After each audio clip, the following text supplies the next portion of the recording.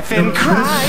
Chris is probably the best story of all, because when Seth Green came in to audition for that voice, you know, if you look at the character, if you look at the way he's designed, and you know, if you hadn't heard the voice for him, you know, it's an interesting thought. Like, what would you think he would sound like? And most of the actors who were coming in were doing like a surfer dude voice. They would look at the drawing and say, "Oh, this guy looks like he's a surfer," and which seeing him now for 5 years couldn't be further from the truth. And and Seth Green came in and did an impression of Ted Levine from Silence of the Lambs. Who was Buffalo Bill, was like, "Oh, she's a great big fat person," and you can hear it in the early episodes more than anything. You can hear it in you know, in Chris's voice. And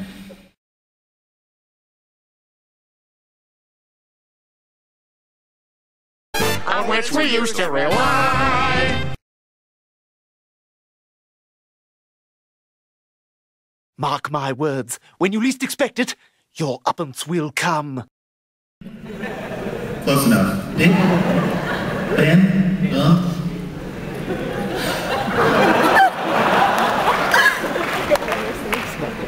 I can be understood by whoever the fuck I want to be understood.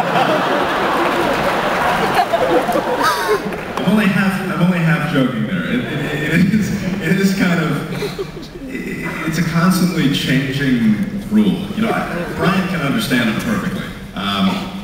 Within the family, Peter, Lois, Meg, I should have shut my cell phone off, huh?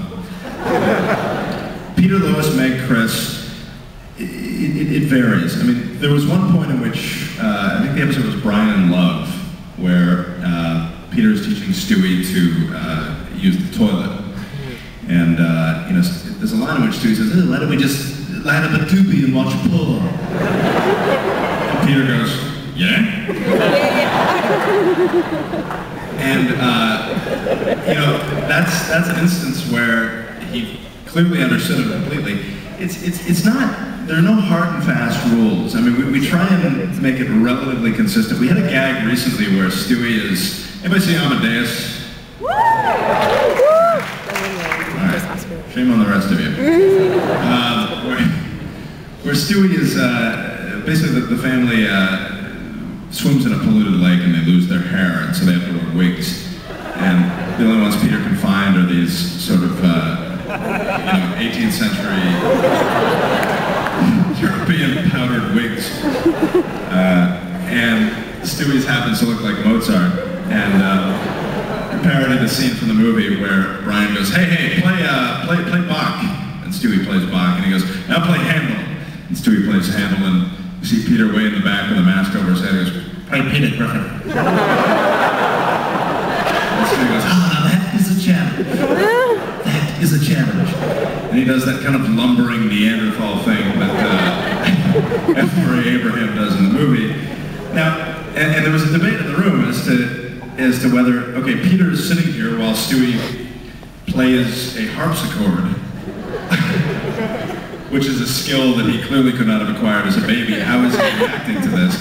And it's the kind of thing we just figured, you know what, we'll blow by it, and maybe no one will notice.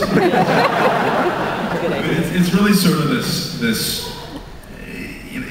there are no rules. It's all kind of a visceral thing. Like, how do we as the writers, you know, feel about this particular scene? And you know, it's really no more. It's no more than that.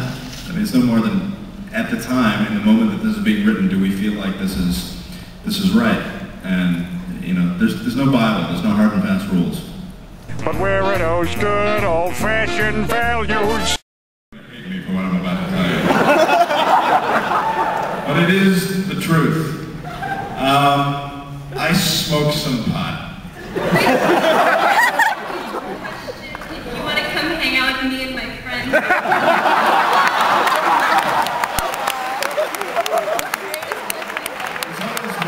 There's always one person in every one of these things that asks me if I want to go get high with him. I'm not ashamed to say I am for the legalization of marijuana.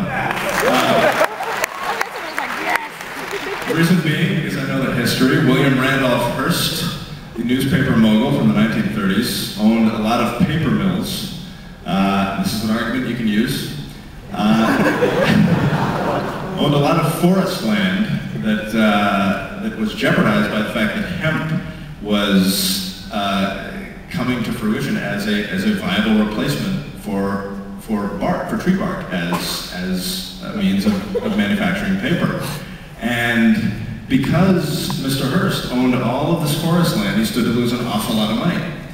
And so he launched a campaign, part of which was the memorable Reefer Madness propaganda film, which told all the horrible things that can happen if you smoke pot. And this holds, and somehow it's stuck through 70 years. That this propaganda campaign by this one man, because he didn't want to lose money, resulted in marijuana being demonized. And the fact that, you know what, my personal opinion, you know, booze, cigarettes are a lot worse.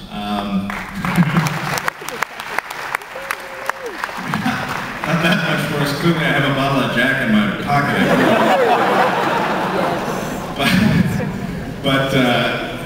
So, you know, I mean, George Bush Sr., George H.W. Bush, the father of our current unfortunate president,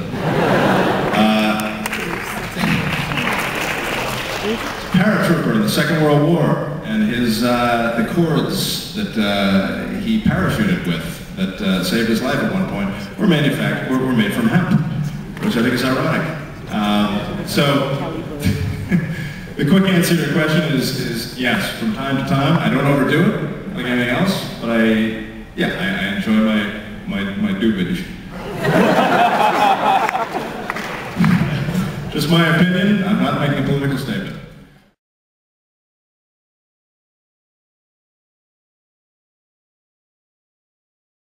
Peace out!